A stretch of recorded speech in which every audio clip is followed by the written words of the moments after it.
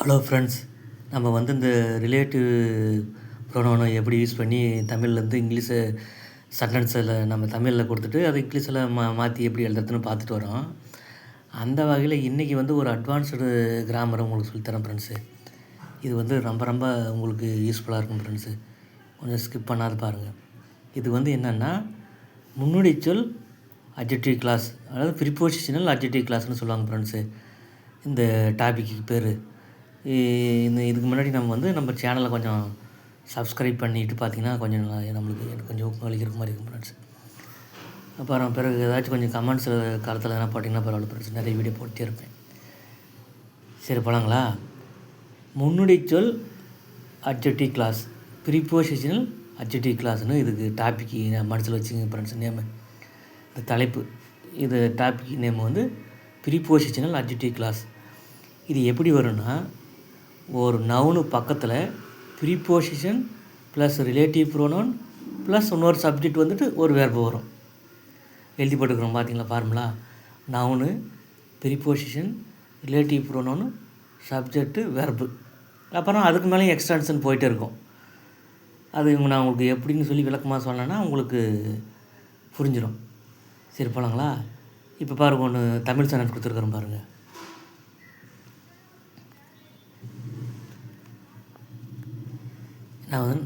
நாம் யாரை பேசிக்கொண்டு இருந்தோமோ அந்த ஆசிரியை அவனுக்கு தெரியும் இப்படின்னு ஒரு தமிழ் சென்டென்ஸை கொடுத்துட்றாங்க.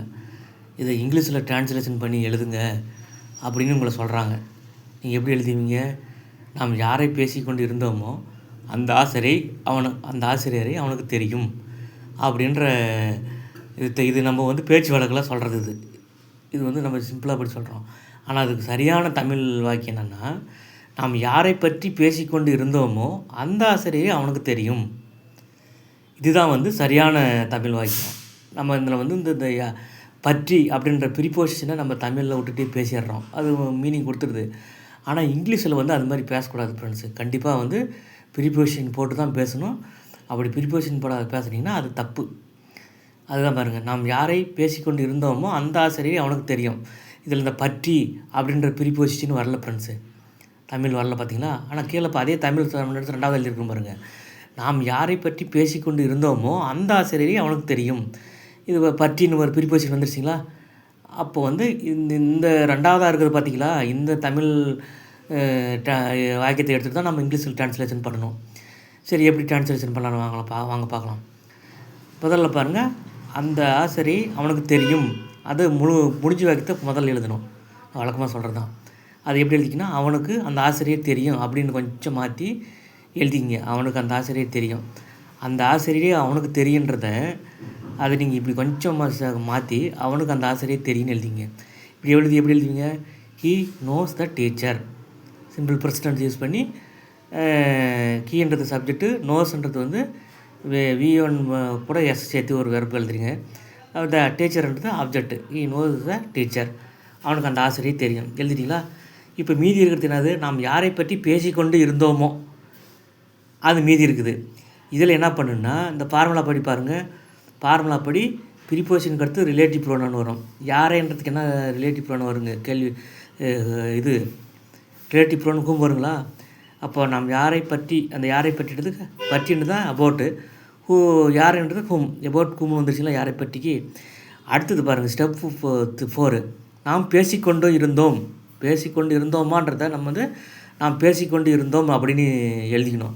எப்படி எழுதிக்கணும்? நாம் பேசிக்கொண்டு இருந்தோம்னா நான் என்ன டென்ஸு? Fast continuous tens. நாம் பேசிக்கொண்டு இருந்தோம், வி வேர் டாக்கிங்.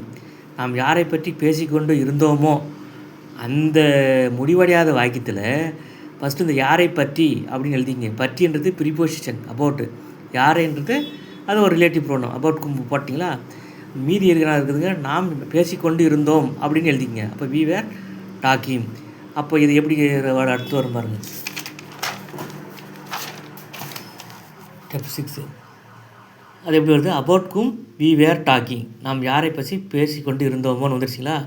இப்போ ஃபைனலாக எப்படி வரும்? அந்த முடிவடைஞ்ச வாக்கியத்தை ஃபஸ்ட் எழுதுங்க. He knows the teacher, about whom we were talking. இதை இப்போது செக் பண்ணலாங்களா? எப்படி அந்த ஃபார்முலா படி வந்துருக்குதான்னு பார்க்கலாம் வாங்க. இப்போ பாருங்கள், இந்த என்னது டீச்சர்ன்றது நவுனுங்களா? சரி. அபவுட்ன்றது என்னது? ப்ரிப்போசிஷனுங்களா? ஹூம்ன்றது ரிலேட்டிவ் ப்ரோனோனா? வீன்றது சப்ஜெக்ட்டுங்களா? வேர் டாக்கிங்கிறது வெர்பு. அந்த மேலே ஃபஸ்ட்டு ஸ்டார்டிங்கில் வந்து நான் உங்களுக்கு ஒரு ஃபார்முலா எழுதி போட்டிருக்கேன் பார்த்தீங்களா? அந்த ஃபார்முலா படி வந்துடுது பாருங்கள். நவுனு ஒட்டி ப்ரிப்போசிஷன், அடுத்து ரிலேட்டிவ் ப்ரோனோனு பின்னு எழுதியிருக்கிறேன். சப்ஜெக்ட்டு வேர் டாக்கிங்கிறது வெர்பு. புரிஞ்சுங்களா ஃப்ரெண்ட்ஸ் எப்படின்ட்டு? இதுக்கு என்ன அர்த்தம்? நாம் யாரை பற்றி பேசிக்கொண்டு இருந்தோமோ அந்த ஆசிரியை அவனுக்கு தெரியும். பாருங்க, நாம் யாரை பற்றி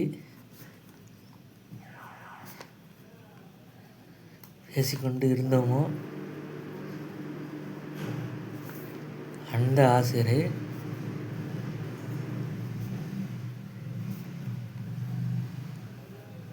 அவனுக்கு தெரியும். புரிஞ்சுங்களா ஃப்ரெண்ட்ஸு? இந்த தமிழ் இது எப்படி எழுதுறதுன்ட்டு ஒரு 2-3 டைம் போட்டு திருப்பி பார்த்தீங்கன்னா உங்களுக்கு நல்லா விளக்கமாக புரிஞ்சிடும் ஃப்ரெண்ட்ஸ். நன்றி ஃப்ரெண்ட்ஸ்.